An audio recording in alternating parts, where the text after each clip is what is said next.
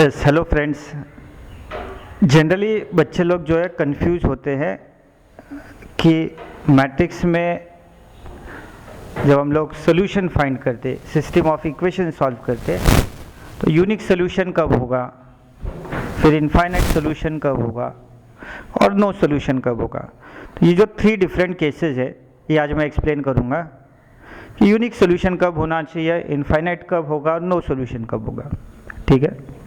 और यहाँ पे मैंने कुछ 3 एग्जाम्पल्स लिए हैं।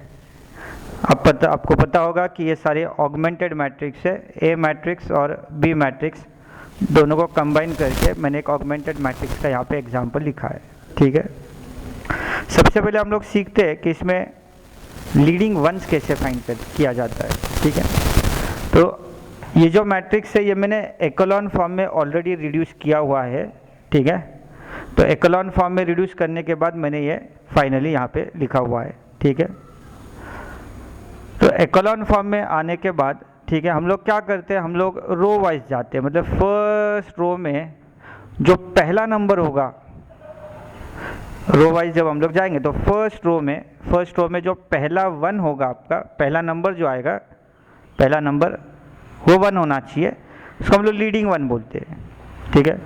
तो सेकेंड रो में जब मैं जाता हूँ तो सेकेंड रो में जो पहला नंबर 1 आएगा वो हो गया मेरा लीडिंग 1। सिमिलरली इसमें जब मैं जाता हूँ तो देखो ये 0 होना चाहिए, ये भी 0 है और उसके आगे वाला जो नंबर है वो 1 है। ठीक है। तो जब एक्लोन फॉर्म में मैं रिड्यूस करता हूँ तो इस रो में पहला आने वाला नंबर 1 होना चाहिए, इस रो में भी पहला आने वाला नंबर 1 होना चाहिए और इस रो में भी पहला आने वाला नंबर जो है 1 होना चाहिए जीरोस के बाद। ठीक है। तो जो भी नंबर फर्स्ट पहला 1 आएगा वो लीडिंग 1 होगा, उसको मैंने मार्क कर दिया। सेम वे मैं यहाँ पे जाता हूँ, इसमें फर्स्ट रो में मैं जब जाऊँगा तो फर्स्ट रो में जो पहला 1 आपको आता है वो आपका लीडिंग 1 है। इस रो में देखिए आप जब जाओगे तो पहला जो 1 होगा वो आपका लीडिंग 1 होगा। इसमें जब आप जा रहे हो तो 0 है, 0 है, 0 है, इसमें तो कोई 1 है नहीं, तो इस रो में कोई लीडिंग 1 नहीं दिख रहा है आपको। ठीक है। अभी यहाँ पे कंसिडर करो, इसमें भी पहला जो 1 आएगा वो आपका लीडिंग 1 होगा, इसमें फर्स्ट 1 जो आएगा वो आपका लीडिंग 1 होगा।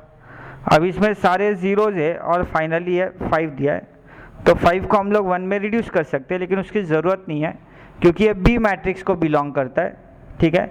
ए मैट्रिक्स में जो नंबर्स होंगे उनको ही हमको देखना है। लीडिंग वंस जो होते हैं हमेशा ए मैट्रिक्स को बिलोंग करेंगे, लीडिंग वंस कभी बी मैट्रिक्स को बिलोंग नहीं करते।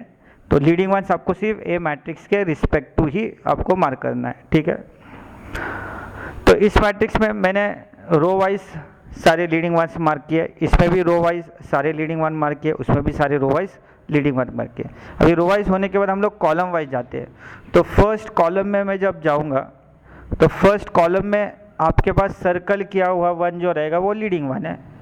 सेकेंड कॉलम में जो सर्कल किया हुआ 1 है वो लीडिंग 1 है, मतलब इस कॉलम में भी लीडिंग 1 है, इस कॉलम में भी सर्कल किया हुआ 1 है और इस कॉलम में भी आप देखोगे तो आपके पास सर्कल किया हुआ 1 मतलब लीडिंग 1 है। सिमिलरली इस फर्स्ट कॉलम में सर्कल किया 1 दिख रहा है तो लीडिंग 1 हो गया, इसमें भी सर्कल किया 1 मतलब लीडिंग 1 हो गया, लेकिन इसमें सर्कल किया हुआ 1 नहीं है, ये मतलब इस थर्ड कॉलम में कोई लीडिंग 1 नहीं है। ठीक है। तो आपको याद रखना है इसमें कोई लीडिंग 1 नहीं है। ठीक है। सेम वे इसमें लीडिंग 1 है, इसमें लीडिंग 1 है और ये तीसरा जो कॉलम है इसमें लीडिंग 1 नहीं है। ठीक है। और फोर्थ वाला जो कॉलम है वो हम लोग कंसिडर नहीं करते क्योंकि वो बी राइट हैंड साइड होता है इक्वेशंस का, बी मैट्रिक्स, तो हम लोग कंसिडर नहीं करते। ठीक है। ओके।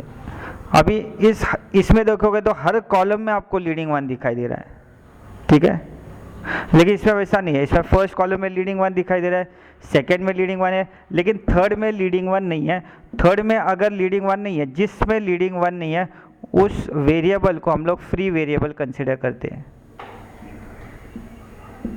तो ये x1 वेरिएबल का कॉलम होगा, ये x2 वेरिएबल का कॉलम होगा, ये x3 का। तो x1 में लीडिंग 1 है, x2 में भी है, x3 में भी है। इधर x1 में लीडिंग 1 है, x2 में भी लीडिंग 1 है, लेकिन x3 में यहाँ पे कोई लीडिंग वन नहीं, इसलिए x3 जो है आपका फ्री वेरिएबल बन जाता है। ठीक है, ओके। अगर हर कॉलम में लीडिंग वन है, तीनों कॉलम में लीडिंग वन आपको दिखाई दे रहा है, ए मैट्रिक्स के हर कॉलम में आपको लीडिंग वन दिखाई दे रहा है, तो उस केस में यूनिक सोल्यूशन होता है।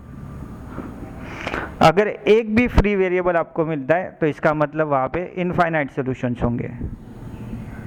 तो सिंपल है, जहाँ पे जिस टाइप के क्वेश्चन में आपको फ्री वेरिएबल आ रहा है, ठीक है, वो हो गया आपका इनफाइनाइट सॉल्यूशन। जिसमें फ्री वेरिएबल नहीं है वो हो गया यूनिक सॉल्यूशन। ठीक है, अभी इसमें आप देखोगे तो ये वेरिएबल फ्री वेरिएबल दिखाई दे रहा है, लेकिन प्रॉब्लम क्या है, ठीक है, यहाँ पे जो थर्ड इक्वेशन आप देख रहे हो, तो थर्ड इक्वेशन में 0x1 बनता है, 0x2 बनता है और 0x3 बनता है और इज इक्वल टू 5 आपको मिल रहा है। तो तीसरे वाले इक्वेशन में 0x1, 0x2, 0x3 और इज इक्वल टू 5 ये पॉसिबल नहीं है, क्योंकि ये सारे जीरो है, लेफ्ट हैंड साइड सारा जीरो है और राइट हैंड साइड सारा 5 है। तो 0 इक्वल टू 5 पॉसिबल नहीं है, ये नॉट इक्वल है, ये कॉन्ट्राडिक्शन है। और जिस केस में आपको कॉन्ट्राडिक्शन मिल रहा है वो केस होता है नो सॉल्यूशन वाला case, there is no solution. ठीक है, तो नो सॉल्यूशन कैसे फाइंड करना है? नो सॉल्यूशन में ए मैट्रिक्स में सारे जीरो होंगे, लेकिन लास्ट वाला जो नंबर आ रहा है आपका बी मैट्रिक्स वाला वो नॉन जीरो होना चाहिए, मतलब ये सारे जीरो और लास्ट का नंबर नॉन जीरो। तो ऐसे केस में आपको नो सॉल्यूशन होगा। ठीक है, इसमें देखोगे तो सारे के सारे जीरो है, ठीक है, तो इसमें नो सॉल्यूशन नहीं हो सकता। इसमें जीरो है, जीरो है, यहाँ पे ये भी नॉन जीरो है और ये भी नॉन जीरो है। आपके सारे जीरो होना चाहिए और लास्ट वाला नॉन जीरो होना चाहिए, मतलब ए मैट्रिक्स के तीनों जीरो और लास्ट वाला नॉन जीरो, तो ही आपका नो सॉल्यूशन होगा। इसमें हर कॉलम में लीडिंग वन है तो यूनिक सॉल्यूशन हो गया। इसमें दो कॉलम्स में लीडिंग वन है, तीसरे वाले में लीडिंग वन नहीं है, तो वो फ्री वेरिएबल हो गया। ठीक है, इसमें तो नो सॉल्यूशन का ही केस है आपका। ठीक है, ओके। तो हर कॉलम में लीडिंग वन होगा तो आपको यूनिक सॉल्यूशन मिलेगा, फ्री वेरिएबल है तो इनफाइनाइट सॉल्यूशन, अदरवाइज कॉन्ट्रडिक्शन है तो नो सॉल्यूशन आएगा। ठीक है,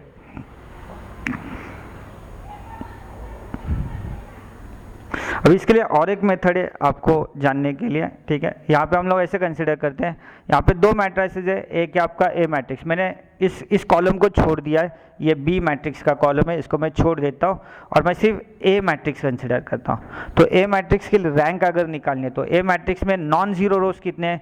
ये पहला वाला नॉन जीरो रो है, ये दूसरा वाला भी नॉन जीरो रो है और ये तीसरा वाला भी नॉन जीरो रो है।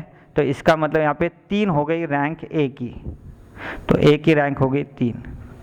इसमें बी वाला छोड़ दो, इसमें पहला वाला नॉन जीरो है, दूसरा वाला नॉन जीरो है और तीसरा वाला जीरो रो है, तो इसमें 2 ही नॉन जीरो है, तो इसमें रैंक जो होगा आपका ए मैट्रिक्स का वो हो गया आपका 2। तो रैंक को कभी कभी रो से डिनोट किया जाता है। इसमें आप देखोगे रैंक ऑफ ए, तो बी को छोड़ दो, नॉन जीरो है और जीरो है, तो इसकी भी रैंक कितनी होगी? 2 की। ठीक है, हमें रैंक निकालता हूँ ए बी की रैंक। ठीक है, ए बी की रैंक जब हम लोग लेंगे तो हम लोग पूरा मैट्रिक्स कंसिडर करेंगे।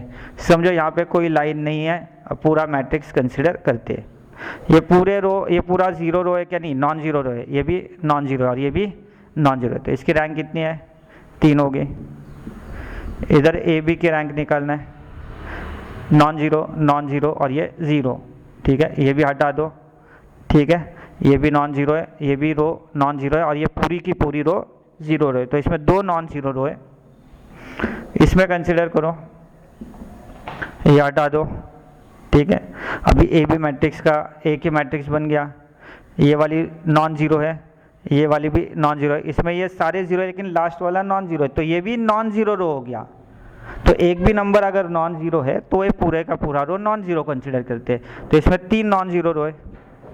तो अब देखोगे रैंक ए की कितनी थी? 2 थी और ए बी की कितनी है? 3 है। अगर रैंक इक्वल नहीं है, ए की रैंक और ए बी की रैंक इक्वल नहीं है, तो उस केस में नो सॉल्यूशन होता है।